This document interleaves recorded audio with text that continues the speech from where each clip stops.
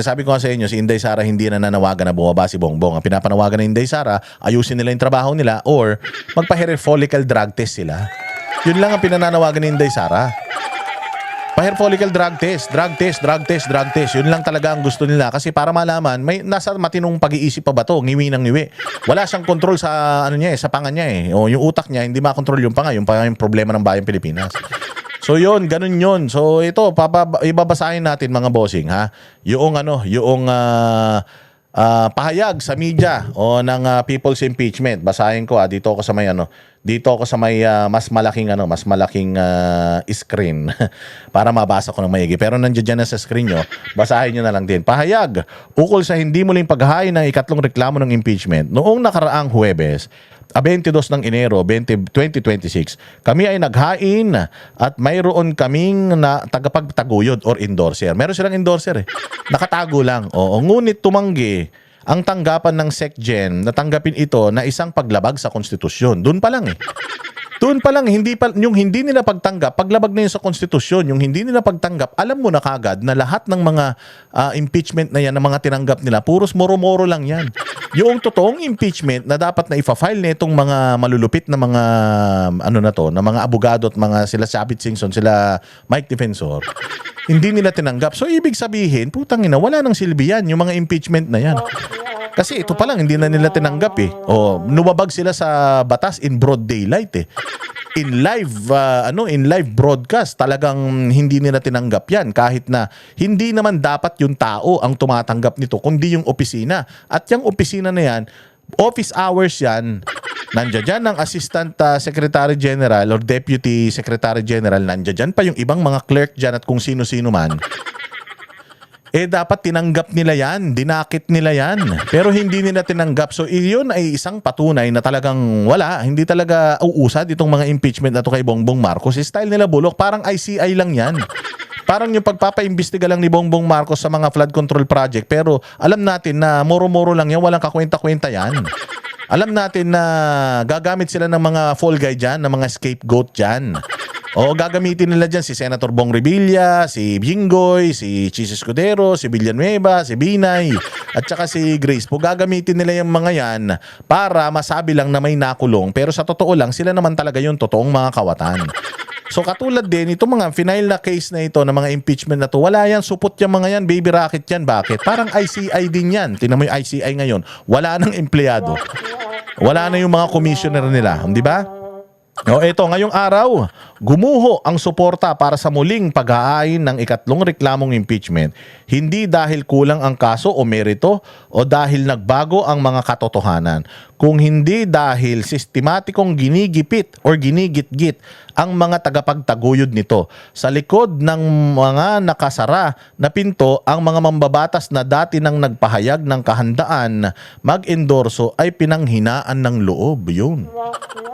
Di ba? Yan yung sinasabi ko sa inyo Lumaan ang Biyernes, Sabado, Linggo, putang ina, gumana ang mga kademonyohan nila, hinanting nila kung sino-sino itong mga mag-i-endorso nito, putang ina, natuntun nila. Nung natuntun nila, putya, ginipit-gipit nila, kaya pinanghinaan na ng loob yung mga congressman na dapat surprise kami mag-i-endorso nito, fuck you. Nakita sila, Diyos ko po. Pero mamaya pag-uusapan natin yan kung sino yung mga congressman na yan. Ang ilan ay binalaan tungkol sa mga kahihinatnan nito at lahat ay pinaramdam na may kaakibat na kapalit ang paghiling ng pananagutan. Yun daw ang nangyari Ang hindi muling paghahain ng ikatlong impeachment ay hindi isang hatol sa bigat ng reklamo. Ito ay isang hatol sa kalagayan ng politika, kung saan ang mga demokratikong proseso ay sinusupil sa pamamagitan ng pananakot, transaksyonal na politika sa halip na lutasin sa pamamagitan ng bukas na debate. Ang impeachment ay isang mekanismong konstitusyonal na pagmamay-ari ng taong bayan. Kapag ito ay hinarangan sa pamamagitan ng pamumuwersa, ang karapatan ng mamamayan sa pananagutan ay nahaharangan din. Ang nangyaring ito ay dapat magsilbing babala sa bawat Pilipinong naniniwala sa check and balances at sa kalayaan ng Kongreso. Ang pagtanggap sa paghain ay isang tungkuling administratibo o ministeryal. ang muling paghahain sa ilalim ng pamumuwersa ay gagawa lamang sa impeachment na isang huwad na palabas or charade. Hindi kami magiging bahagi nito. Ang taong bayan ay nagsalita na at maninindigan kami sa mandatong iyon ng may taas noo. Tuloy ang laban para sa pananagutan. So ang sinasabi nitong liham na ito, yung kanilang press release, natakot yung mga supposedly nagbuklod-buklod na magi-endorso nito. Na-trace nila at ginipit nila. So ngayon, nakita rin naman natin na kahit ipilit mo itong impeachment na ito, kahit ipilit mo, kasi syempre yung mga congressman, di ba? Yung mga congressman na yan, nakausap na sila nung pamunuan. Ngayon, syempre tinakot-takot na sila. Syempre yung congressman na yon humarap sa kanila kasi maghahain sila dapat ng Lunes eh. So humarap sa kanila yan. Sinabi na nung congressman na putang ina malabo. Malabo talaga. Kahit anong gawin natin, putang ina, laganap pa rin talaga ang mga demonyo sa kamara. So malabong malabo. Ito, ginagawa ko lang yung senaryo ayon dito sa sulat Maaring mali ako, malamang mali ako. Wag niyo akong seryosohin. So, malabo. Kasi ganito sinabi nila eh. O ang sinabi nila, putang ina, i-expose mo lang ang sarili mo. Ikaw mag-i-endorse niyan, i-expose mo lang ang sarili mo. Putang ina, tatrabahuhin ka namin sa loob ng 3 taon. Humanda ka. Yang impeachment na yan, maniwala ka, o kalahati or more than kalahati pa rin ng nandito sa kamera, mga pamangkin at inaanak pa rin ni Lucifer. Hindi lulusot yan. At pag yan hindi lumusot, nagpakilala ka na ikaw ang nag-endorse nito, putang ina mo, manda ka. Maniwala ka, gagawin namin impyerno buhay mo. Nakita mo nangyari kay Senator Bong Revilla? Si Senator Bong Revilla nakakulong na ngayon. Hindi naman yan ang mastermind, hindi naman yan ang may kasalanan, hindi naman yan ang talagang nagnakaw ng bilyong-bilyong pera ng taong bayan, pero nakakulong na siya ngayon. Gusto mong sapitin yan? Si Arnie Tevez, nakita mo nangyari kay Arnie Tevez? Tinanggal namin sa Kongreso. Tinanggal namin sa Kongreso, ginawa pa naming terorista, ngayon nakakulong na rin. Gusto mo mangyari sa iyan? Gusto mo mangyari yung nangyari sa mga Duterte sa Davao na walang kahit isang kusing na budget na nakuha yung kanilang mga distrito? Gusto mo mangyari sa iyan? Yung mga Duterte, okay lang, malakas sila. Kahit na wala silang pera, kahit na walang distrito, alam ng mga taga-distrito nila na tinatrabaho ang mga Duterte nitong mga buwaka ng shit na ito. So yung mga tao sa kanila, kung halimbawa man during the time ng panunungkulan ni Pulong, ni Omar at saka ni Harold, wala silang mga proyektong magawa dahil sinakal yung kanilang budget, maiintindihan yan ng mga taga Davao. Pagdating ng eleksyon sa 2028, iboboto pa rin sila ng mga taga Davao dahil loyal ang mga Davao sa good governance na ginagawa ng mga Duterte. Ikaw, sa distrito mo, tayo na may patatakbuhin kami sa distrito mo, sigurado kami matatalo ka na. Bakit? Sasakalin namin yung budget mo, wala kang magagawa sa distrito mo, maaagaw yung distrito mo sa'yo, at pag wala ka na sa posisyon, putangin na mo, uubusin namin lahi mo. Ganun naman. Ikaw ba magi-endorso ka pa kapag gaganyan? Hindi na, hindi ba? Ito pa yung isa. Statement on ito na yata yun, in English lang eh. Yan pala yun, yung isa. Ito yung isa in English lang. Ayan, in English lang. Pero mas maganda to, Tagalog eh. So yan yung sinasabi natin. Ganun ang nangyari. Kaya hindi na na-file yung impeachment ni na malakas sana. Di ba? Excited para si Respicio.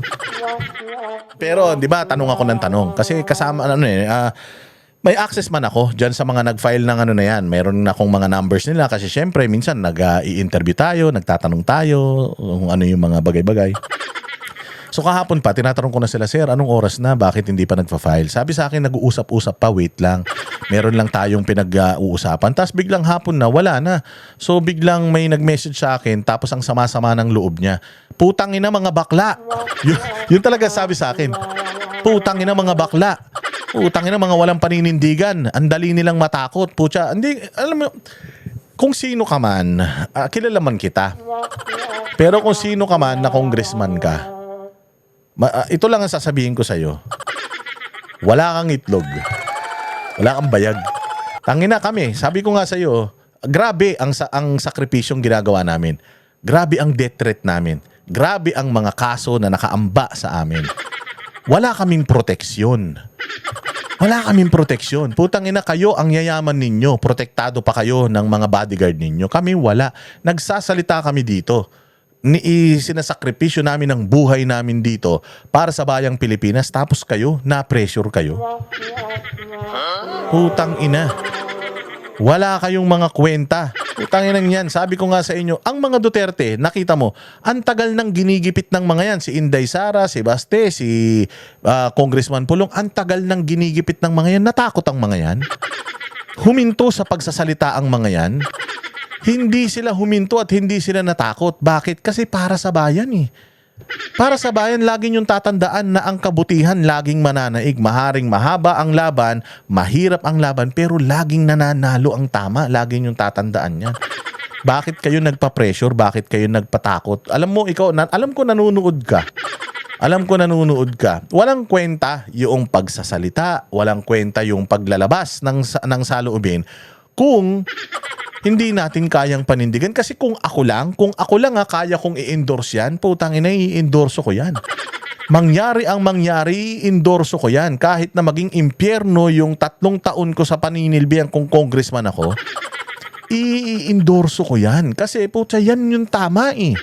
Ang dami nang namatay sa sa flood control scandal na yan eh. Tapos putyang ina, tapos bigla tayong iiwas, bigla tayong magpapapressure, bigla tayong matatakot. Putang ina niyan.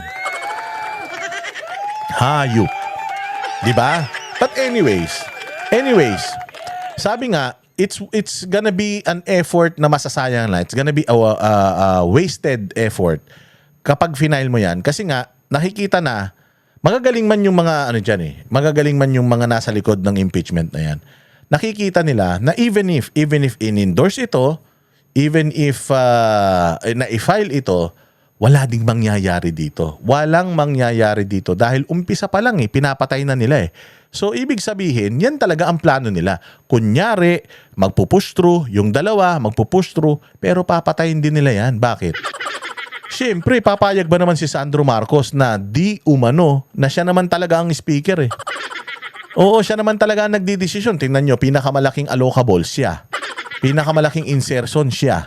Silang dalawa ng tiyuhin niya. Sila pa rin naman nagpapatakbo dyan kay Boji D. Papayag ba naman sila na ma-impeach yung tatay nila? Pag na-impeach yung tatay nila, wala sila kapangyarihan. Di wala na.